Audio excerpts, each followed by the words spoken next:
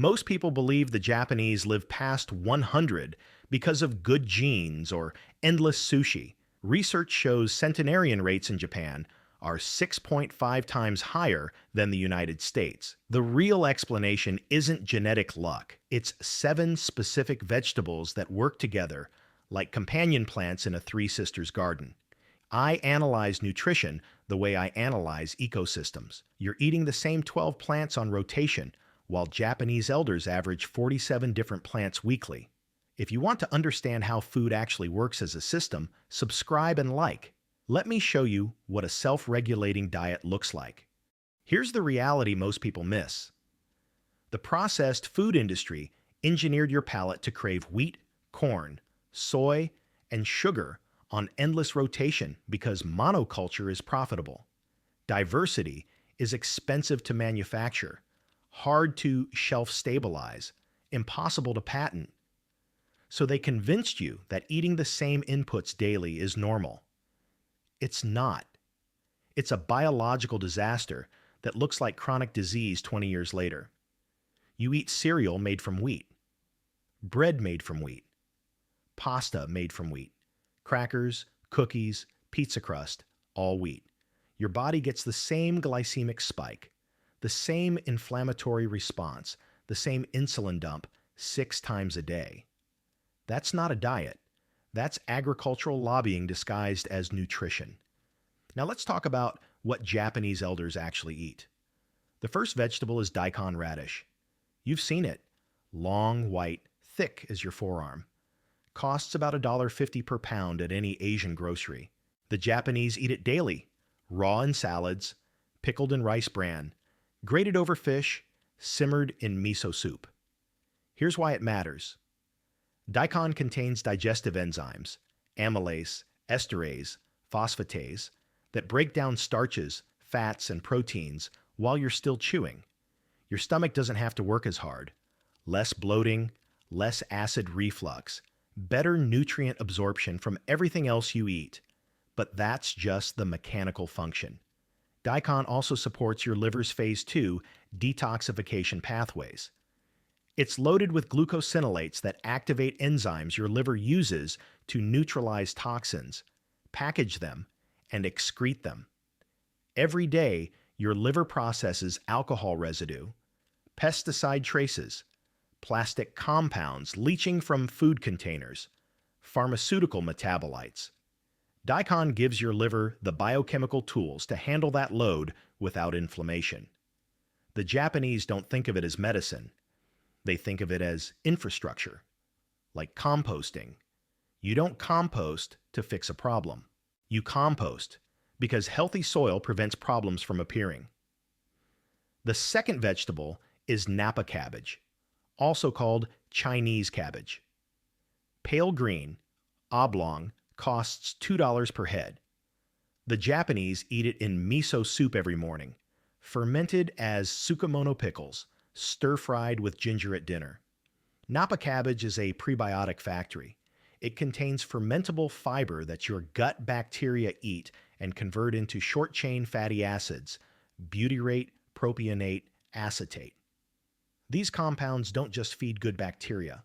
They regulate your immune system, reduce intestinal inflammation, strengthen the gut lining so toxins don't leak into your bloodstream. When Napa cabbage is fermented, the effect multiplies. Fermentation breaks down complex fibers into simpler sugars that beneficial bacteria can access faster. It also produces additional bacteria, lactobacillus, leuconostoc species, that colonize your gut and outcompete pathogens.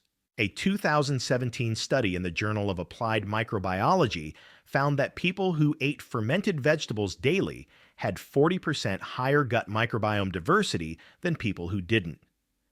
Diversity isn't a luxury. It's the difference between a resilient ecosystem and a fragile one that collapses under stress. Here's what should make you angry. You've been sold probiotics in capsules for $30 a bottle. Isolated strains, freeze-dried, shipped across the country, stored in your cabinet for months. Meanwhile, a $2 head of Napa cabbage fermented in a jar for 5 days gives you billions of live bacteria, prebiotic fiber to feed them, and phytonutrients that modulate inflammation. The supplement industry isolated one component of a system and sold it back to you at a 1,500% markup. That's not healthcare, that's extraction. The third vegetable is gobo, also called burdock root. Looks like a brown stick, rough texture, available at Japanese or Korean groceries for about $3 per pound.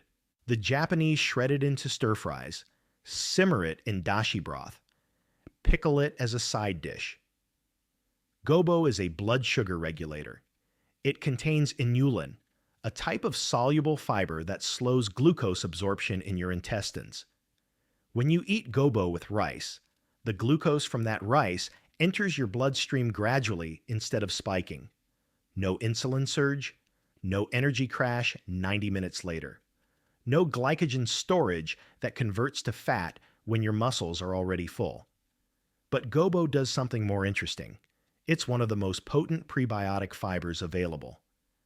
Inulin feeds bifidobacteria specifically, a genus that produces enzymes to break down complex carbohydrates and synthesize B vitamins your body can't make on its own. A 2019 study in Gut Microbes found that people who consumed 10 grams of inulin daily for 4 weeks showed significant increases in bifidobacteria populations and corresponding decreases in inflammatory markers like C-reactive protein. 10 grams of inulin is about 100 grams of gobo. That's half a root. The Japanese eat that much without thinking about it. Here's what this daily rhythm looks like in practice. Breakfast: miso soup with napa cabbage, daikon, and gobo. 3 minutes to prepare. Boil water, add miso paste, chop vegetables, done. Lunch: pickled vegetables, daikon, gobo, napa cabbage, fermented in rice bran or salt brine. 5 minutes of prep on Sunday lasts all week. Dinner: stir-fried greens, grated daikon over grilled fish, small portion of rice. 10 minutes of active cooking. Total daily time investment: 18 minutes. Meanwhile, you're spending 45 minutes meal prepping chicken breast and sweet potatoes, eating the same macro ratio 6 days straight, wondering why your gut feels like a brick. Here's where it gets interesting. These vegetables don't work alone. They work the way companion plants work in a garden. Daikon provides enzymes. Napa cabbage provides bacteria and fermentable fiber. Gobo provides inulin that feeds specific bacterial populations.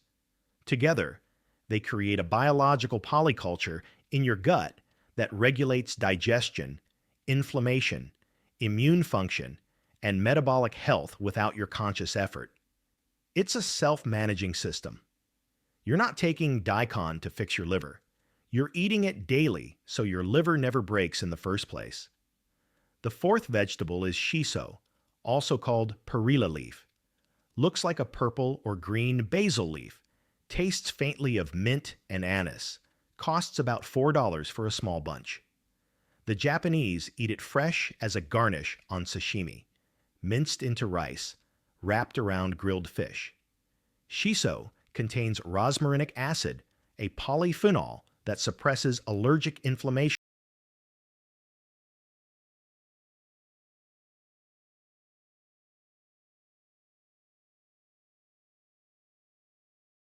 eczema, or asthma. Your mast cells are dumping histamine in response to harmless triggers. Shiso calms that response. But the more interesting compound is alpha-linolenic acid, a plant-based omega-3 fatty acid. Most people think omega-3s only come from fish. Wrong. Shiso contains 60% ALA by oil weight. Your body converts ALA into EPA and DHA, the active forms that reduce systemic inflammation, support brain cell membrane integrity, and modulate neurotransmitter function. A 2016 study in the Journal of Nutritional Biochemistry found that people who consumed high ALA diets had significantly lower rates of depression and cognitive decline than people who relied on fish oil supplements. The Japanese aren't eating shiso because they read a study. They're eating it because it grows easily, tastes good, and their grandparents ate it. That's the difference between diet as culture and diet as intervention. The fifth vegetable is myoga ginger.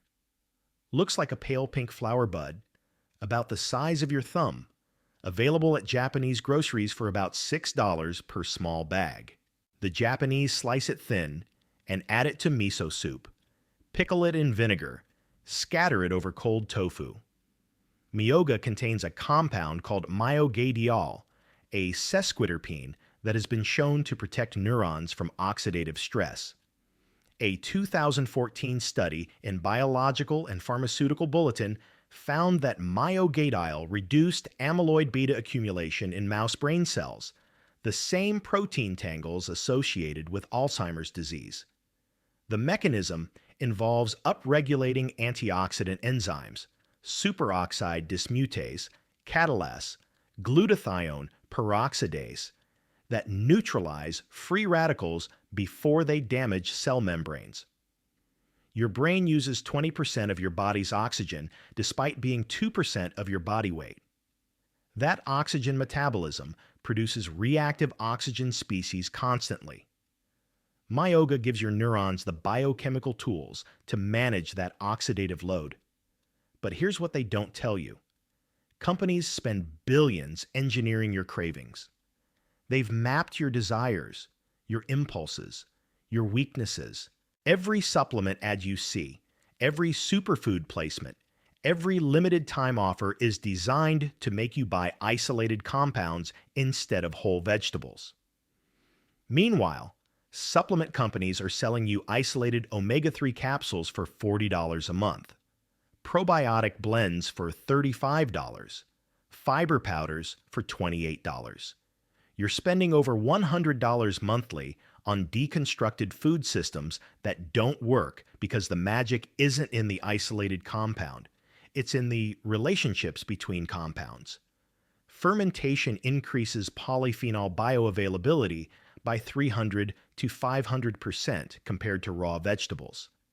A 2018 study in food chemistry found that fermented cabbage had 3 times the antioxidant activity of fresh cabbage because microbial enzymes broke down cell walls and released bound polyphenols. You can't replicate that in a capsule. The bacteria, the fiber, the phytonutrients, the fermentation metabolites, they all work together. It's a polyculture. You can buy daikon for $1.50 per pound, napa cabbage for $2 per head, gobo for $3 per pound, shiso for $4 per bunch, myoga for $6 per bag. Total cost for a week's supply of all 5 vegetables, about $12, less than 2 lattes, less than 1 supplement bottle. And these aren't exotic imports from Japan. They're at H Mart, 99 Ranch, any Asian grocery, sometimes even Whole Foods if you're willing to pay the markup. The 6th vegetable is Mizuna, a Japanese mustard green. Looks like jagged arugula, tastes mildly peppery, costs about $3 per bunch. The Japanese eat it fresh in salads, blanched as a side dish, added to hot pot at the end so it barely wilts. Mizuna is a calcium powerhouse, but not the way dairy is calcium. Dairy calcium comes with casein, a protein that triggers inflammatory responses in about 65% of adults who've lost lactase enzyme production after childhood. Mizuna calcium comes with vitamin K2, magnesium, and boron, the exact cofactors your bones need to actually absorb and utilize calcium. A 2015 study in the Journal of Bone and Mineral Research found that postmenopausal women who ate high K2 diets had significantly lower fracture rates than women who consumed high dairy diets, even when total calcium intake was identical. The difference was bioavailability. Calcium without K2 doesn't get deposited in bones. It gets deposited in arteries as plaque. But Mizuna does something even more critical.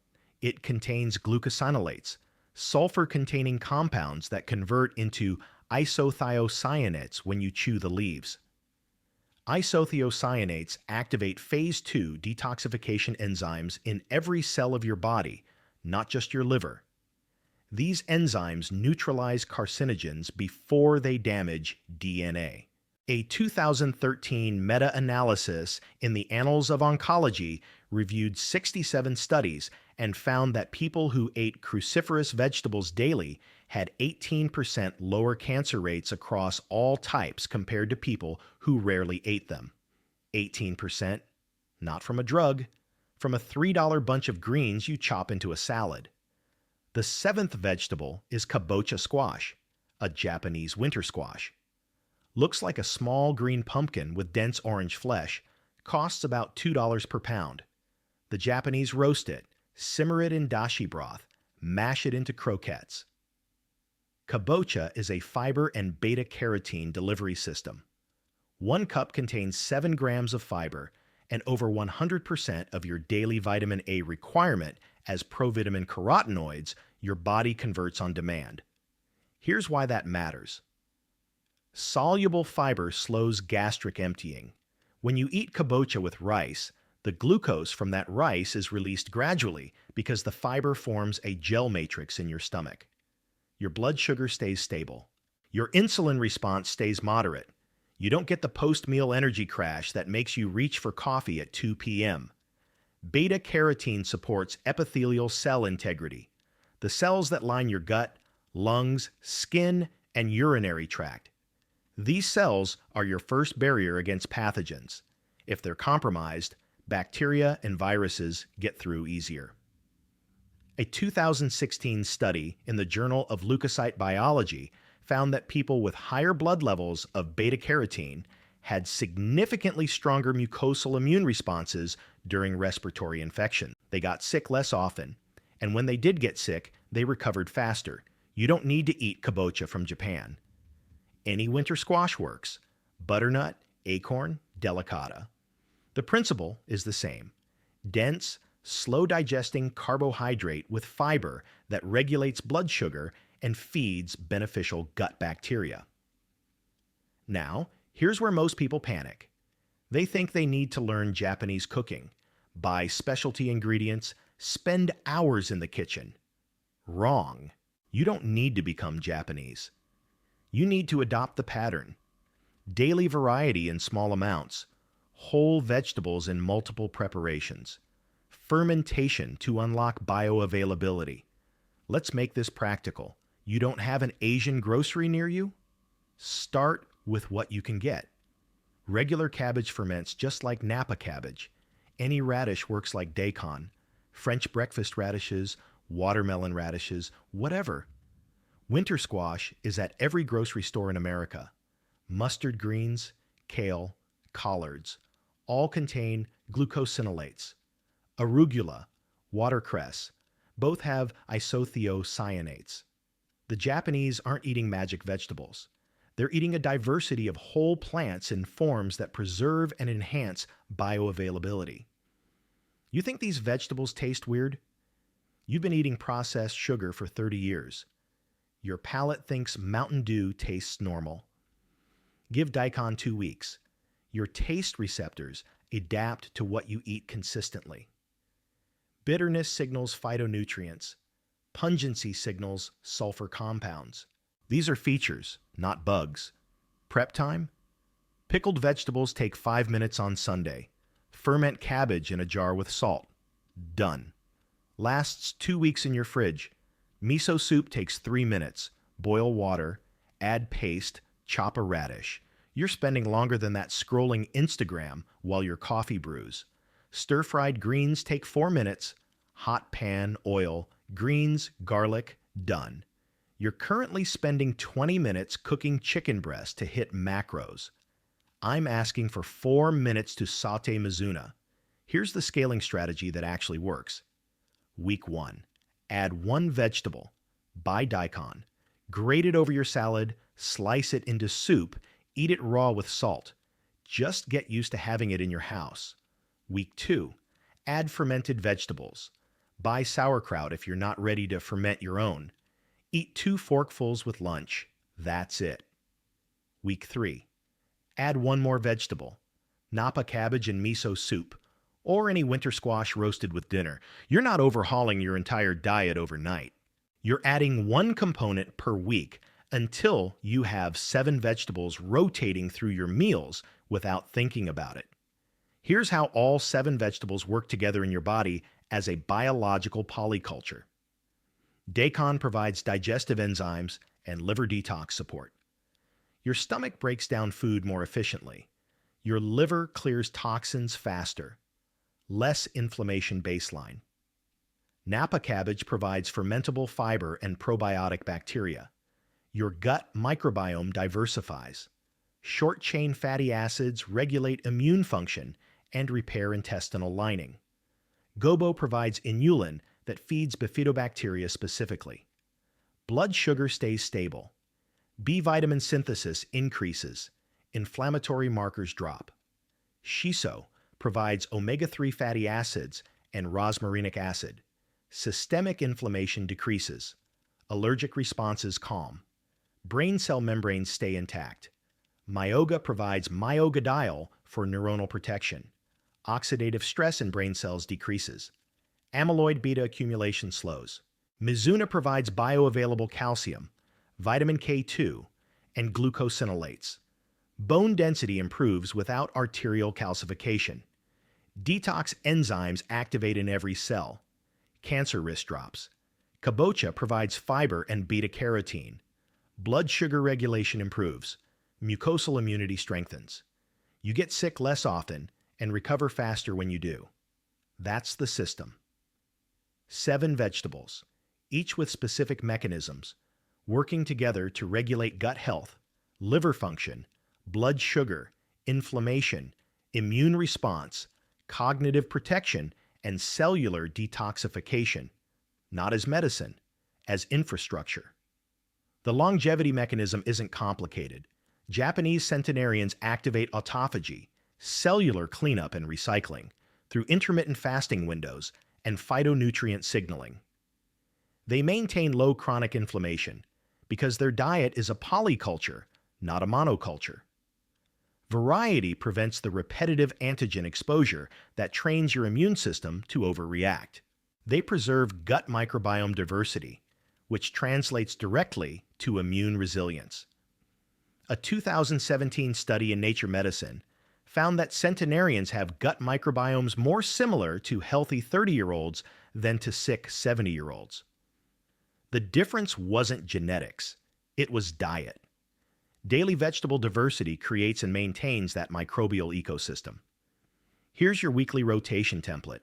7 vegetables times 7 days equals 49 vegetable portions per week.